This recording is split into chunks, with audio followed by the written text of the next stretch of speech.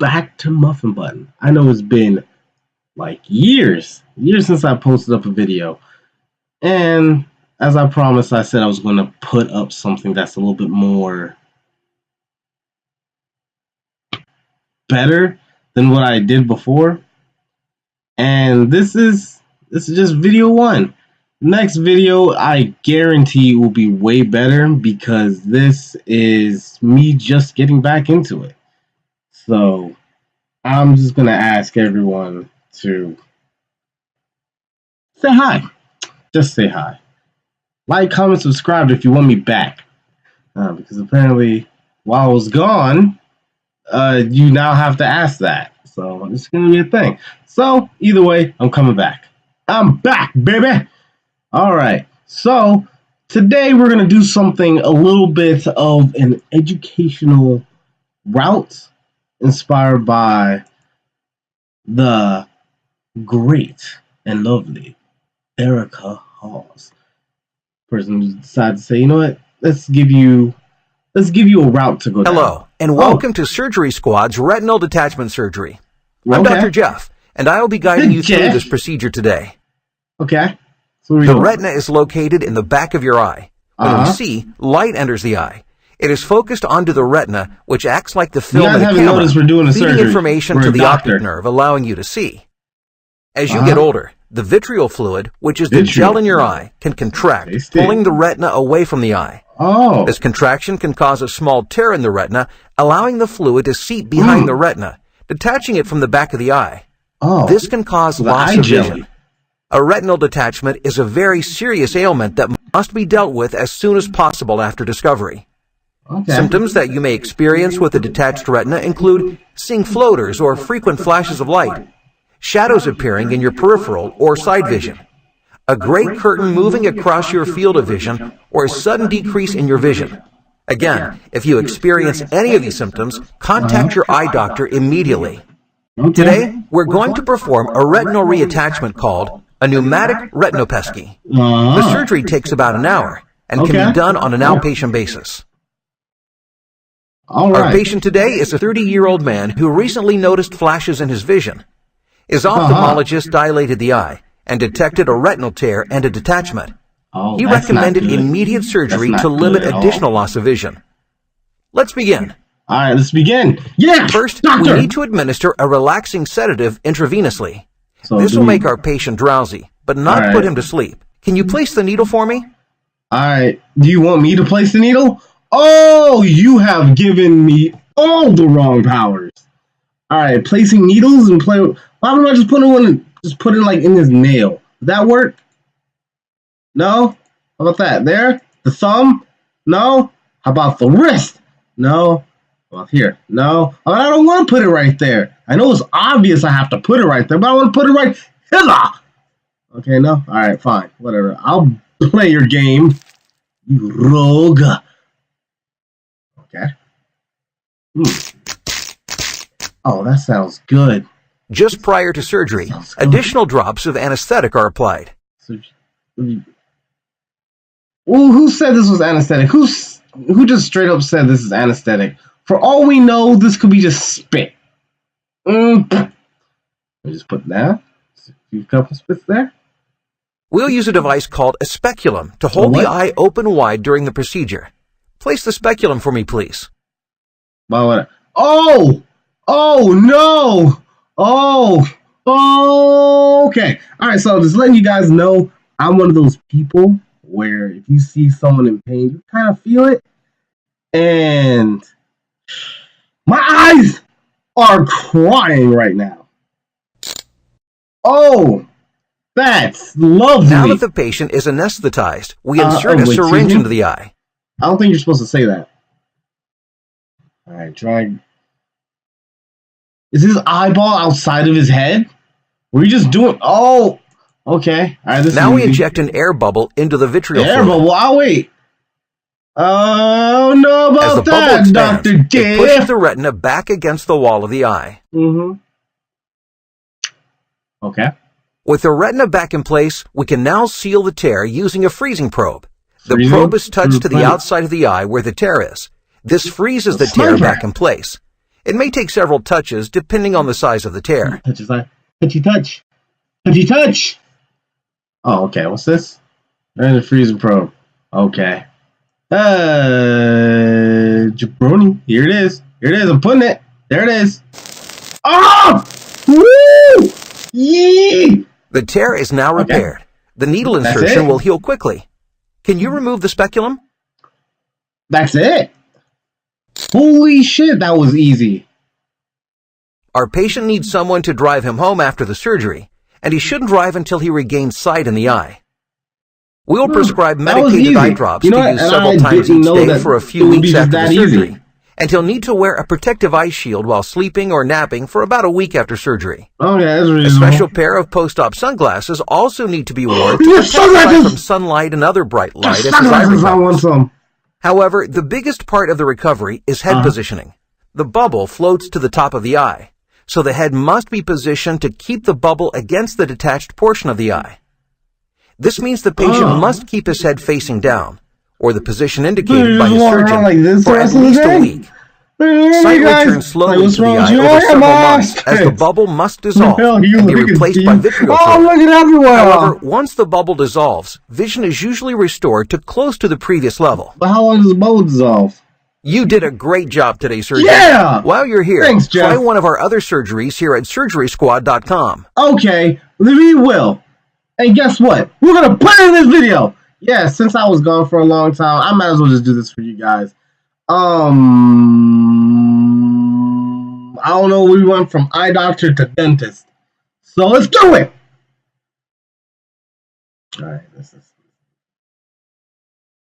Alright, scrub-a-dub-dub! In the mouth we go!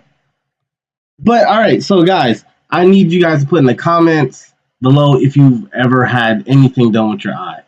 I want to, but at the same time, I'm kind of scared because it's your eyes. If they mess up your eyes, you are done. You are blind. You will forever not. You will be Daredevil, except not as cool. Maybe. I don't know. There's savants out there. Savants out there that's just really cool with magical see with any eyes type thing. I should have kept my phone silent. I am sorry, everyone. Look at that. See? I've returned and haven't learned a damn thing. Anyway, as we wait for this to load, I just want to tell you guys a little bit what's been going on in life. Ever since my last video, I tried going back to school. And you know what? I liked it. Was going for biomedical engineering. And then I decided to say, you know what? It's time for me to go down another path. So, if you guys don't know, I'm actually wanting to go into the railroad. Go into the railroad and make YouTube videos. Oh, also, I recently came back from earlier this month from Georgia, so I can visit my girlfriend's family. We don't really like to try and put like girlfriend, boyfriend, because we're not children, and that would be creepy. So we decided to call ourselves, you know, man friend and woman friend. Yeah, I know, not as catchy when you say it out loud, and sometimes you completely forget. So we just say partners. Tag team. We giggity a lot. It's a lot. It's just a lot right now. Or just have OBS just record this. This dead silence and the video not giving me its all. Alright, that's gonna have to get cut out. So remember, cut out around this time frame.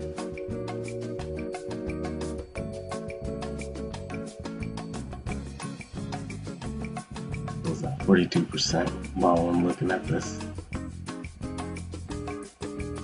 Oh, and also, this is for behind the scenes. This is not going inside the video. Alright, so Keenan, we're gonna have to make sure that everything color-wise is edited. And tell me exactly how the volume is on this. Tell me if it's too low. Tell me if I need to increase. Tell me if I need to enunciate even more.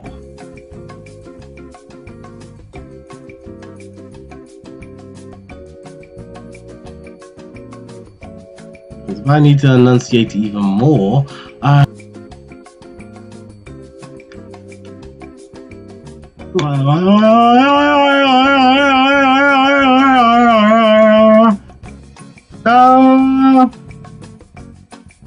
it's unusual to be loved by anyone. Oh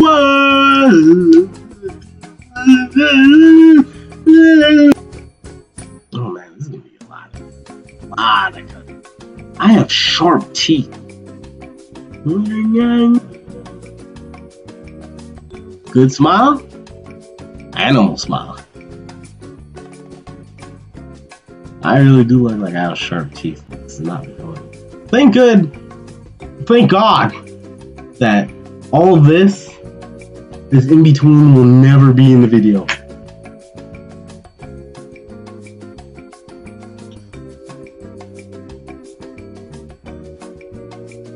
That's not going to be in the video.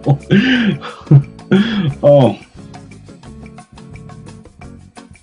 That's not going to be in it. Really trade. Oh, banana sandwiches. Oh. That's not going to be in it. Thank God. Thank God it's not. Alright, and also I'm going to trade.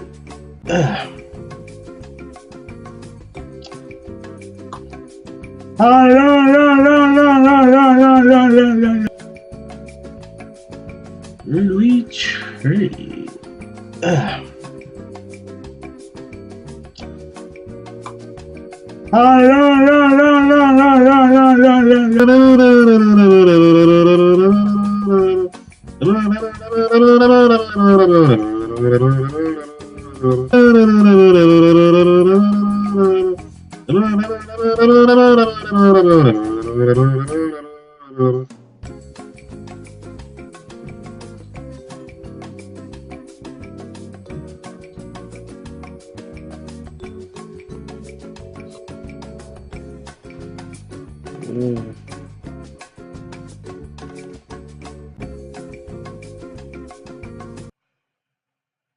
Welcome to Surgery Squad's virtual dental filling placement.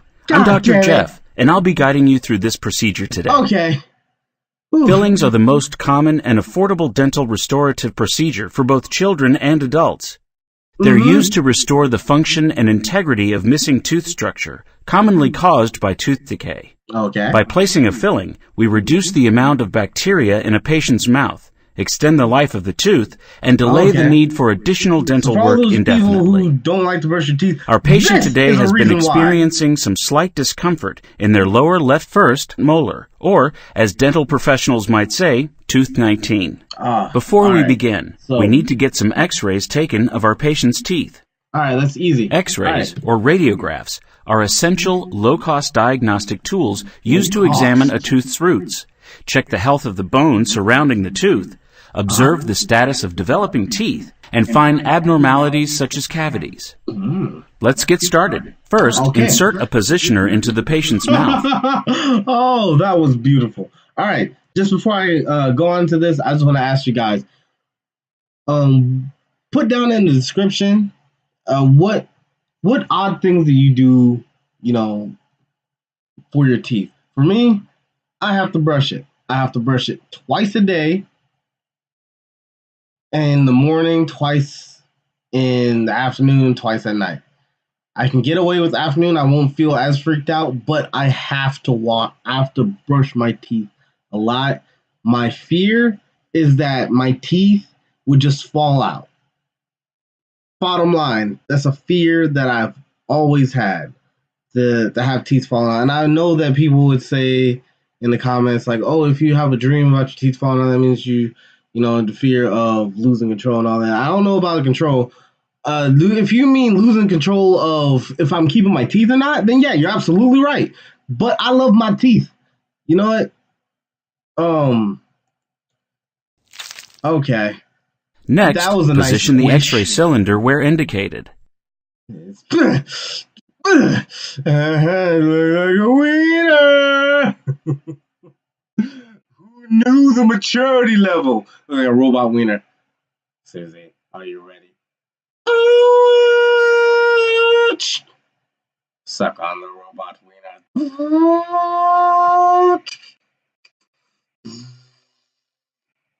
Okay. I'm sorry.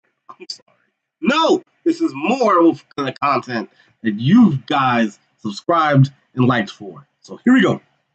Great. With the X-ray cylinder in place, we need to get behind our radiation barrier to reduce the amount of radiation we're being exposed to. And take the picture. Okay. Don't worry. The lead apron will protect our patient from any unnecessary radiation exposure. I couldn't have done it better myself. You couldn't say cheese? I'll have my assistant handle the other X-rays, so let's move on. All right, we're moving on. With all of the X-rays completed, it's time to look for potential issues. When examining dental X-rays for cavities, look for hints of changes in the density of a tooth's enamel, or dentin. These locations will appear as darkened areas on an X-ray. This is because the decayed portion of the tooth is less intact, and the X-rays can penetrate that portion of the tooth. Do you think our patient has a cavity?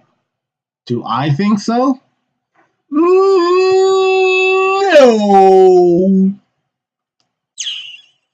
No! No, they've been brushing their teeth, so no. I'm not sure about that. You may want to have another look. Remember, a cavity will appear as a darkened area on an X-ray. Let's get a closer look. No. I don't see one. I'm not sure about that. You may want. I'm not sure about that. You may want to have another look. But I made my decision. A cavity will appear as a darkened area on an X-ray. And I think no. I'm not sure about that. You may want to have another look. Remember, a cavity will appear as a darkened area on an X-ray. So why would you ask me what do I think? It was just like, oh, do they have a cavity? Yes or no? I would have already said yes. But what do I think? I think no. Fine, I'll play your game. I agree. Can you identify it on the X-ray? No? Alright, right here. There it is. We need to get that taken care of as soon as possible. Let's get started. I'm a real dentist. Now that you've identified the cavity, we need to apply a topical numbing gel to the anesthetic injection site to help reduce any discomfort the needle may cause. Susie, discomfort. Oh, my nostrils. My nostrils are discomfort. My barber, I got a haircut today, and my barber said, hey, do you want your nose waxed? I was saying no, because I'm about to play this game where Susie has the halitosis of a zebra. Okay, right here. I am clipping Next, we can administer the local anesthetic. The patient will, at most, feel a slight pinch. Afterward, the area will become numb for hours, even though the procedure will only last a few minutes. Take the syringe and inject the local anesthetic into the patient's gums, just below the tooth we'll be working on. What happens if I just put it in the tongue? Oh, what happens if I put it in the uvula? It's right there. I see, I know a little bit of the human body. The uvula, just put it right there. Or just get the tonsils, the tongue, the teeth, the canines. Okay, find the gum. Stick it right in there. Ow! Oh, I felt bad. And now we'll give our patient a few minutes to become completely numb. Okay, how long is a few minutes for 5 minutes late now? I am so happy you did that. Are we Now that our patient's mouth is numb, we can move on to removing the decay. To begin, we'll need to isolate the tooth using a cotton roll. This will give us some space to work. Oh, okay. Look at that. So you get marshmallows. Doesn't that taste great? There you go. Ew. Looks good to me. Dentists typically remove tooth decay with a burr inserted into a handpiece. This is what most people refer to as the drill. Prepare the area by using the burr to carefully remove all of the decay from our patient's tooth. Bird is a word. Bird. The bird and the drill!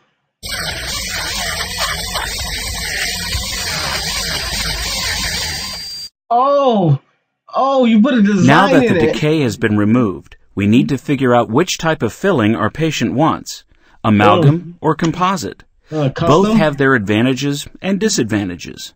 Okay. Amalgam fillings are more durable than composite, but they don't have a tooth-colored appearance like composite fillings. They also often require a larger portion of the tooth to be prepared in order to retain the filling. Composite fillings are much more aesthetically pleasing and require less drilling than amalgam, but they can be a bit more expensive. All right. So, I think for me, I am going to go with composite because you know what? I'm all about that money, baby. Sounds good to me. Yeah, me too. For a composite filling, we need to apply a self-etching dental adhesive to the prepared area of the tooth. This creates a rough surface that helps the filling bond to the tooth. Just rub that on the inside. Now, dry the area using the air syringe. Air syringe? An air syringe? Next, you'll need to apply the self-etching dental adhesive to the prepared area of the tooth one more time. I'm just going to add some more glue. So, use the curing light to harden the self-etching adhesive. Oh, what is it? Oh. Okay. Nice job. Let's get a filling in there. Take the composite filling syringe and place it into the prepared portion of the tooth. Oh no, I'm putting it in! That's what she said. Not right now! Never. I don't wanna. I did it. Oh, okay, so I was completely Pack the misled. composite into the prepared area of the tooth using a condenser. Okay. Alright, so I was completely wrong. I was thinking something else. Are they clicking? Next, you'll need to smooth the filling using an instrument called a burnisher. Burnisher? Is that like a sander? You just recycle the sound? Great. For teaching. Place the curing light over the tooth and activate it to harden. Okay, you can't tell me what to do. I know what I'm doing, Dr. Polish the filling using the polishing instrument. Polishing? Oh yeah, get that teeth all extra clean. Look at that, you can't even tell that you're a fucking At this animal. point, the dentist checks the patient's bite to ensure that everything was normal and the patient doesn't experience any discomfort. Fortunately for our patient, you did an amazing job. Yeah! And there doesn't appear to be any issues with the filling or our patient's bite. Yeah! All done. It looks perfect. After the procedure, our patient may experience some sensitivity, but it should subside within 1 to 2 weeks. If it doesn't, they'll need to contact their local dentist office. There is also the possibility that the patient's bite may feel a little off, since being numb can alter their ability to bite normally. We saved 2 people. Once the patient regains feeling in their mouth, it is advised that they return for an adjustment if it feels like their bite is not normal. We gave him a new tooth. In an effort to prevent future cavities, our patient will not only need to regularly floss and brush their teeth, but they'll need to ensure that they return to the dentist to have their teeth cleaned at least once every 6 months. What I do, it is also recommended that smoking is avoided, since it significantly contributes to the development of tooth decay. It hurts my gums. And that's a dental filling. Brush over and You've done a wonderful job. Mouthwash. You may want to go back and try out the other type of filling, or why not try your skills in another surgery on SurgerySquad.com. Okay, I like learning this because I actually learned quite a bit, and it was actually pretty cool. I haven't run by any a lot of games actually that just straight up teach me. I mean, I know like there's some games like Cooking Mama and anyway, it's probably some like tycoon type games or Monopoly online games that would probably teach you exactly how to run a business or do something in life. But I haven't ran into any games that actually taught me anything. These 2 games from this website. From right here, I probably zeroed out the mouse, but the website up above is where I played the game. And you know what? I've never played a learning game before, and this is very interesting for all you med students who wanted to, become doctors and specialize in optical surgery or just want to be dentists, an optometrist, excuse me. Sorry, optometrist. If you guys wanted to do any of those, you guys can do that. And this is just like little tidbits, just the tip of you can just get in there. All right, in the next video, I might just do some more. I'm gonna do a little bit more of these. I'm actually genuinely interested because it gets my brain juices flowing. And who knows, if I do a couple more of these, I know for a fact, because I do this all the time, if I play more games like this, I will get bored really fast if I just do it consistently, like back to back. So what I'm going to do, play a few more episodes of these, then try and see if I can throw something else in here, try and have some fun, try and keep everything on its toes. But if you guys want it back somewhere down the line, or I just decide to say, no, I'm not going to play this anymore, you guys want it back, put it in the comments down below. Remember to like, comment, subscribe, because that's what you have to ask for nowadays. Anyway, thank you for joining me on today's episode. I would like for you to stay and eat some more muffins. Everybody, Muffin Button out. I love you.